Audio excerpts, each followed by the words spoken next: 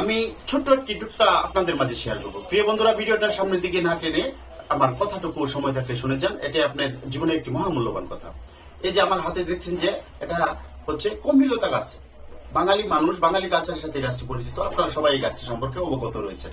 আসলে বিশেষ করে অবিবাহিত বন্ধুদের উদ্দেশ্য করে বলছি, যাদের প্রস্রাব করার সময় বীর্য যায়, এমনিতেই বীর্য পড়ে, তাদের জন্য এই গাছটা একটি মহা ঔষধি এবং অলৌকিক ক্ষমতাশীল একটি গাছ। এটা শুধু এই যে গাছের যে ডুগাটা দেখছেন, এভাবে এভাবে করে ছিঁড়ে একটি বড় মাছ দিয়ে ঝুল করে রেঁধে একদিন শুধু এই তাজা মাছের ঝুল এই কমিলতা দিয়ে খাবেন। তারপরে যদি আপনার এই রোগটি থাকে, তাহলে ভিডিওর কমেন্ট বক্সে এসে বলবেন আপনি একটি বোয়া, একটি প্রতারক।